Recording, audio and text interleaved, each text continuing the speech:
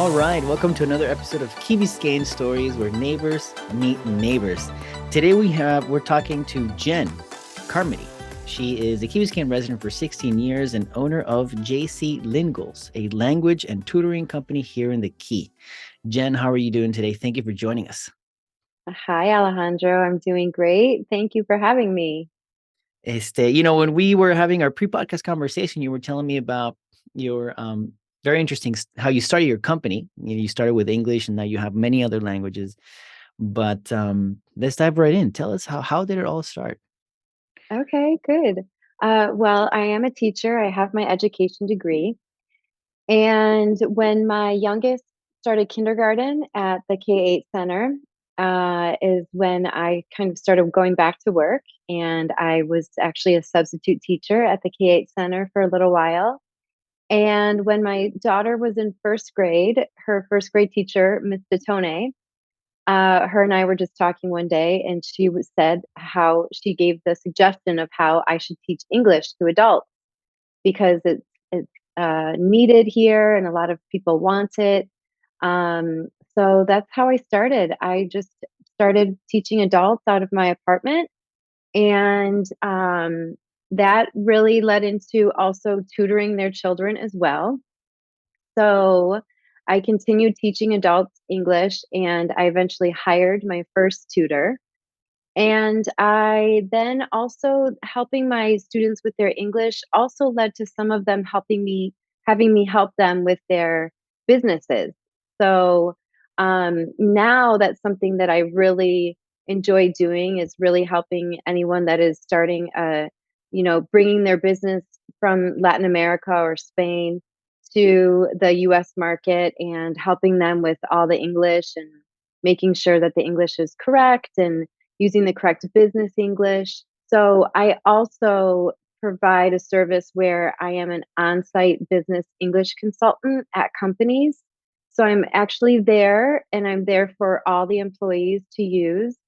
In that situation, I work on a lot of presentations with the employees, build email templates, literally sit in on meetings and correct English. Um, that's really my method of teaching English, is that at the adult level, I we don't concentrate so much on grammar and all of the rules. We really I try to bring it to the focus of more of how you use it in your life now, because you're an adult. Most of my students have already taken, of course, English classes when they were kids or in college, and they have their level of English. But at this point, it's helping them to correct and speak correct English. So that's why it's really useful for me to help people with their businesses, because they can really relate the language to their business and how the certain things that they should be saying. So yeah, so that's my whole journey through the company. And since I did start tutoring my students' kids as well, and I hired a tutor, that part of the business really grew too. So now I have 13 academic tutors, and are both undergraduate and graduate students that are currently at FIU, and Miami-Dade Honors. Many of them have been with me for years now. They are super smart, really good at what they do.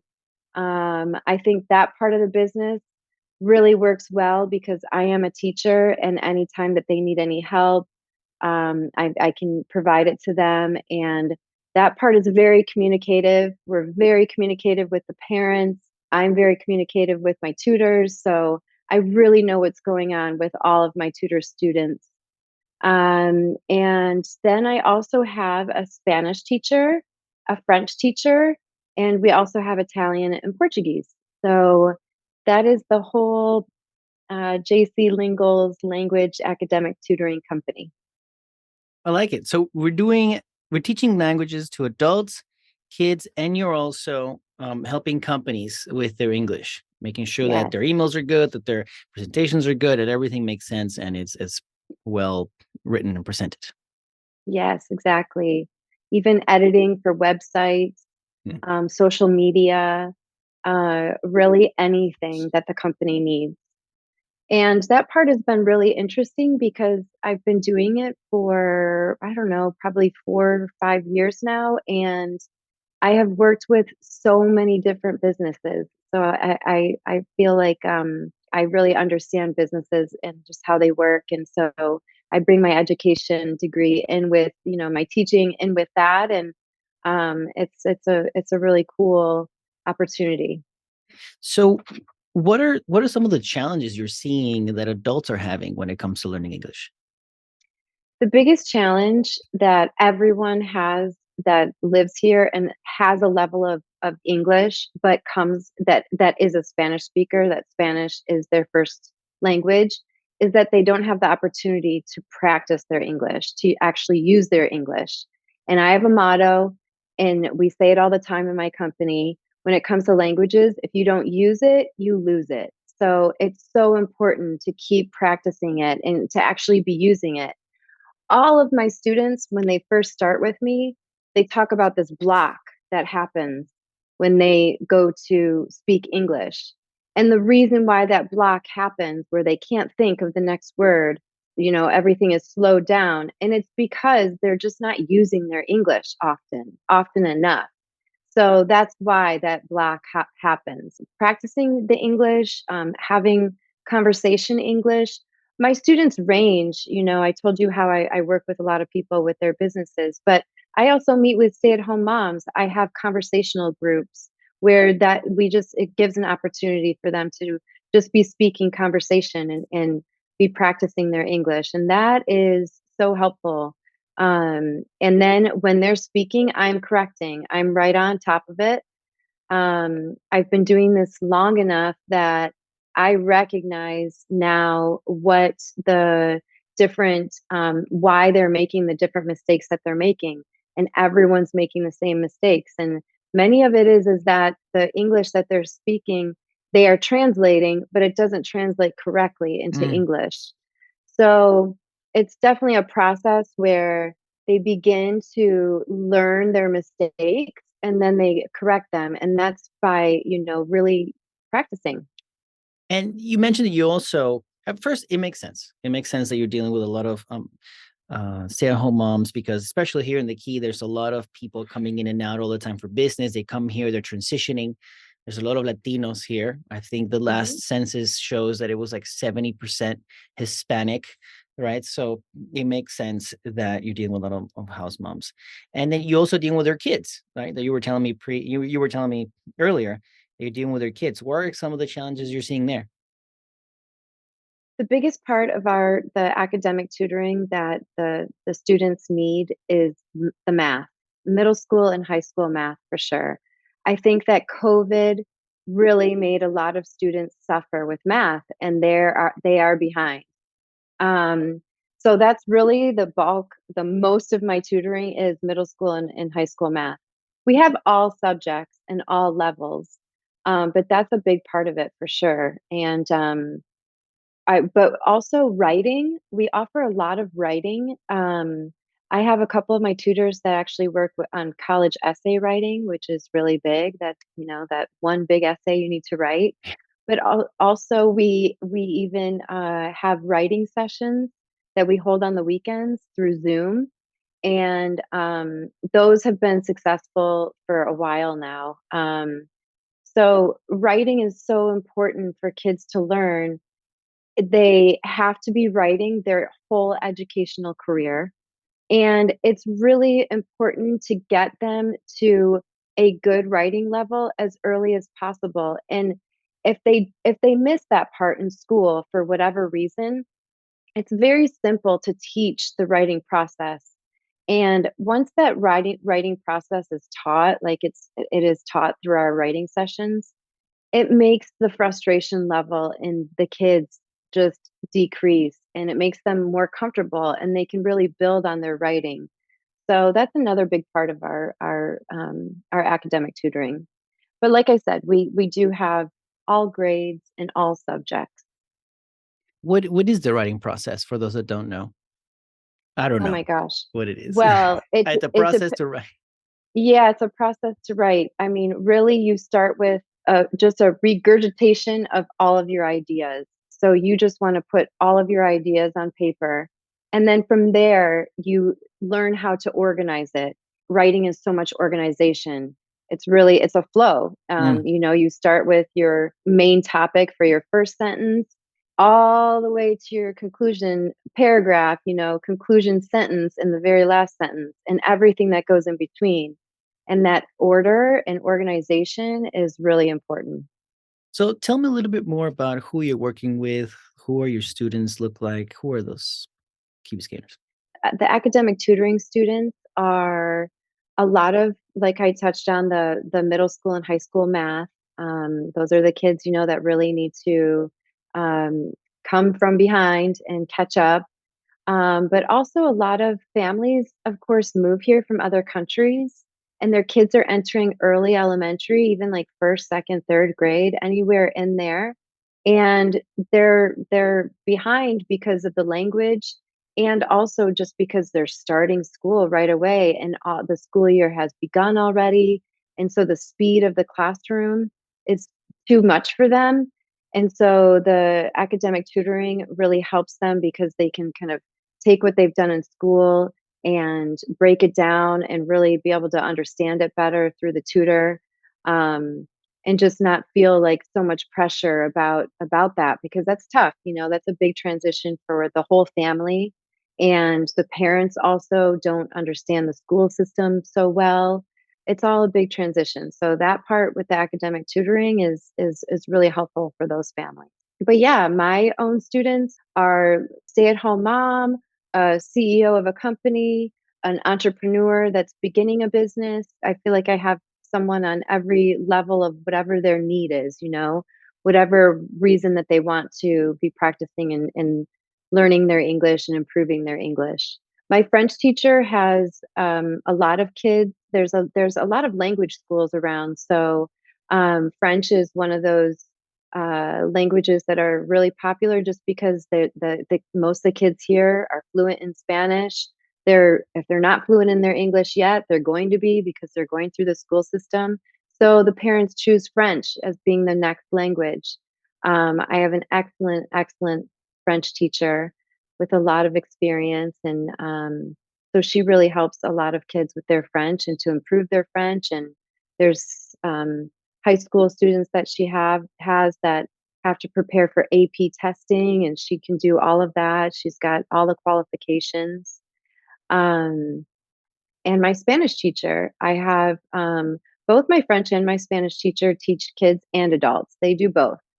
Um, and the my Spanish teacher helps a lot of the kids that are taking the higher level Spanish courses, and they need help with, the reading, the writing, and the language, all of it. Same with French. The adults, of course, there are so many people that have moved from New York and California here to this area now, and they want to take the opportunity to learn Spanish and improve their Spanish because they live somewhere where they can use it. So they've been working for me for years. We do also have Italian, Portuguese.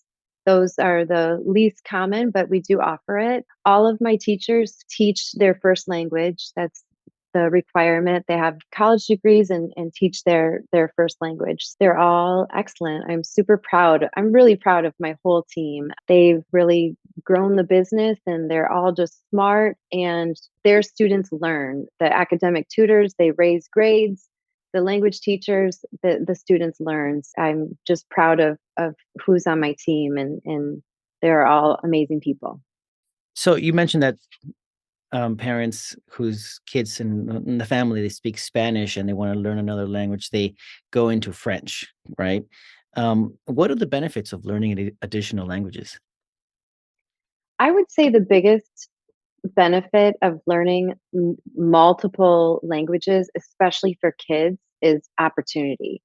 A kid that has Spanish, English, and French, they have a lot of more opportunities in many different ways.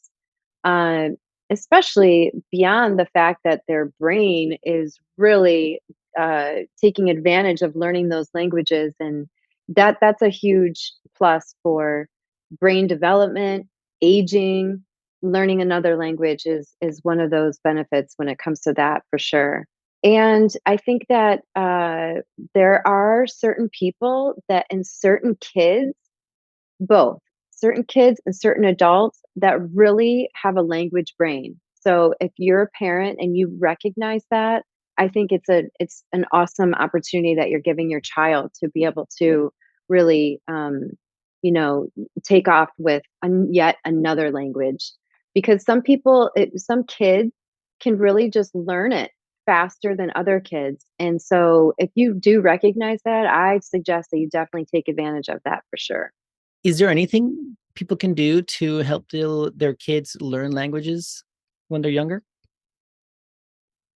For the really young little kids, I think a great way to work on language is through song and through music.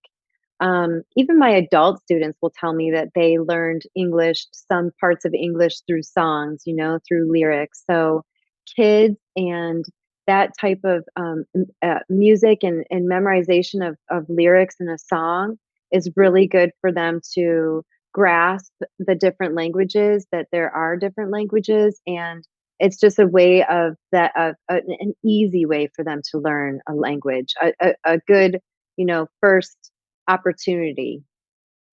Okay, cool. Yeah. So pre-podcast, when we first met and we were talking about all the things you were doing, you wrote a book. You were telling me about Yeah. your book. So tell me about it. Well, so the book is still in the editing process. It is going slower than myself and my co-author would like, of course. I co-authored my book with one of my students that has been a student of mine for years. And the reason why I did that is because her and I would discuss the common mistakes. The book's title is No More English Mistakes. So after years of teaching, I know all the mistakes that my students make, and it was why? Why are they making this? So I took all of these common mistakes and put it in a book, and she helped me understand why are they making these mistakes, because she's a Spanish speaker. So she was able to tell me this is a translation mistake, this is a common mistake. And then there's some other aspects of the language that doesn't translate, such as make and do. They don't translate correctly from Spanish to English. So there's a section of the book about that and what phrases are the correct ones for make and do. There's even slang, different sayings, which I think is really useful because we use those a lot, especially the teenagers use them. It's nice to Yep. see in the book what these things mean. We have a big section on phrasal verbs that is all in these chart formations. The English language uses a ton of phrasal verbs, and they almost are slang because they have multiple meanings. So, a car can blow up and a person can blow up. So you need to, the charts are, I use them with my current students as well. They have the actual phrasal verb, the meaning of the phrasal verb, and then a sample sentence so that you can see how they're used, what they mean. That's a big part of the language. Um, and a lot more. So it's a small book. It's more like a guidebook, very easy to read. It's very simple. I wanted it to be super simple. Um, and we are working on it together. We are self-publishing it. So that's she's a busy realtor and I'm busy with my company, and the book is in progress, and we will be definitely celebrating and letting everyone know when it is out and out of our hands, which we can't wait for, because I think it's going to be very helpful for any foreign language speaking family to have in their homes, and just a very simple guide. Please do let us know when it comes out. We'll share. Yeah, We'll help spread the word. Um, definitely. you mentioned slang in your that you have some like a section of the book talking about the slang the kids are using. Is there any words that, out of the top of your head that you can share with us? Well, luckily, I have a 13-year-old and a 16-year-old. So I am constantly like, what did you just say? So it's of course just American slang in there. If you think about a group of people that speak the most slang, it's teenagers. Have you heard of lit? Like Yes. anything that's lit, that's like exceptional, that's awesome, it's the best, something like that. We have that, in a Mhm. list form. It's nice. We have the slang and then what it means. I think that's really useful for everyone. When it comes to the slang or the phrasal verbs, it's great for you just to read it and recognize like, oh, that's what that means. And then maybe try to use it yourself too. Um, so yeah, I think those are a huge part of English. So, what is some of the advice that you give to people so they can learn English? I think that, one of the first things that come to mind is and one of the reasons why when my daughter's first grade teacher suggested to me, "Why don't you teach English?" And I was like, "Of course, yes, that makes so much sense." A little story about that. When I first moved to Miami and Key Biscayne, anytime that I met someone new, they would always automatically apologize for their English. They would always say, "Oh my gosh, I'm so sorry. My English is so bad. I'm so embarrassed about my English." And I actually tell my current students this often. I will remind them. And I was always like, whenever anyone was apologetic about their English to me, I was like, "Oh my gosh, don't worry about it. That is English is not your first language, so you're allowed to make mistakes." The biggest thing that is natural for them when anyone is speaking to me in English and English is not their first language is that they inside feel stupid. That's their natural human feeling is that they feel stupid because it's not their first language and maybe they're not speaking it correctly. But I always tell my students that there's never ever been one time that myself and probably everyone else, well, maybe a few people that aren't very nice, that I've ever thought in my head, this person is so stupid. Mm, mm. No, not at all. I've never thought that. So it made me realize, that a big part of me teaching English, what I do is build confidence.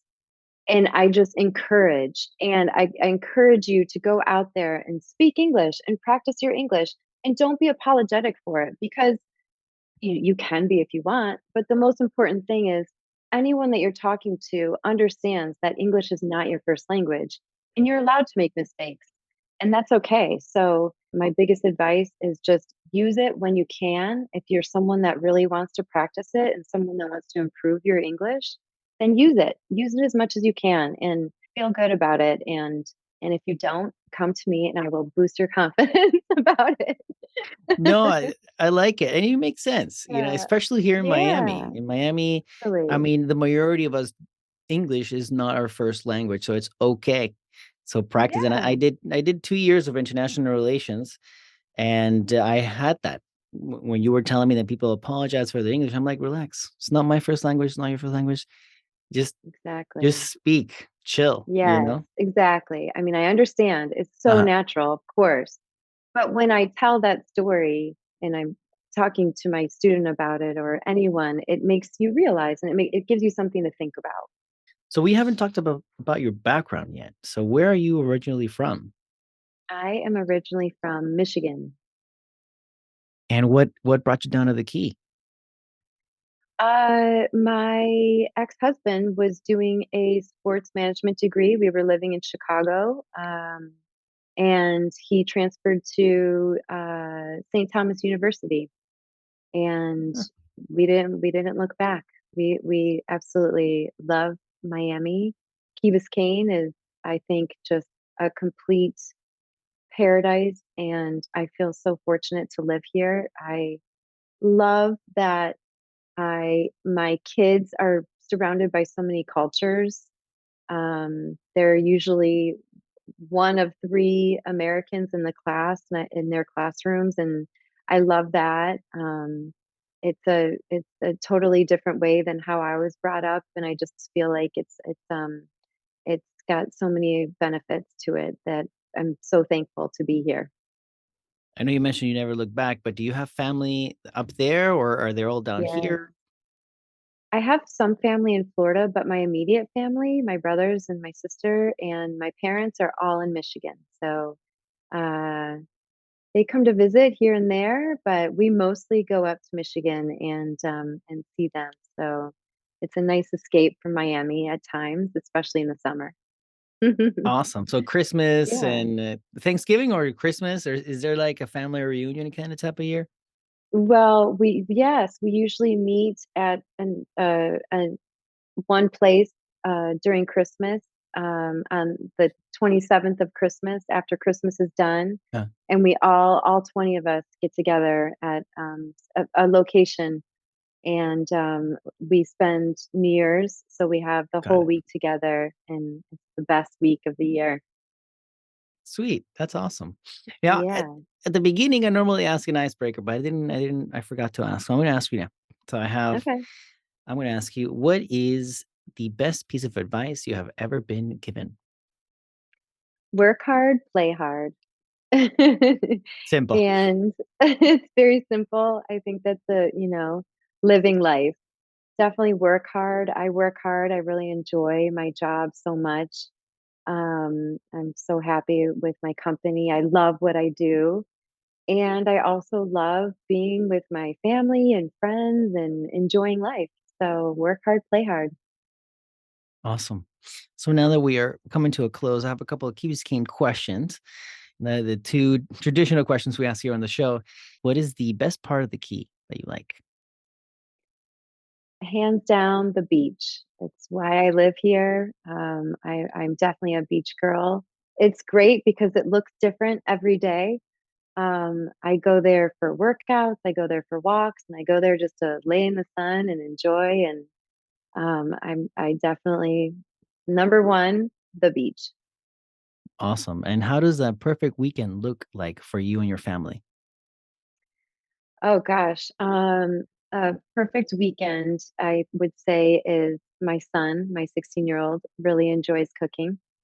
Mm, So him on Saturday morning making an amazing breakfast for us, and then spending time at the beach since I am a beach girl. And then maybe ending with one of the local restaurants for a nice long dinner.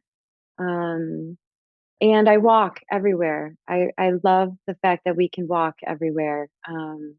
So that would wrap it up for me. awesome. Awesome. I'm going to put this information in the show notes, like how people can reach you, but tell us what are the best ways for people to reach out to you? Mostly through WhatsApp. You can email me, so you're gonna put my Yeah. email up there, rather than rattle off my phone number right now. So Yeah. that could really be probably step number one is emailing me, and then I'll reach out and then we can continue on WhatsApp. Wonderful. Jen, it's been great having you on the show and learning about your business and the importance of learning languages and all you're doing here in the Key. Thank you so much for having me and giving me the opportunity to explain what my company does and all of us that are behind it and the passion that we have for teaching. So, thank you so much.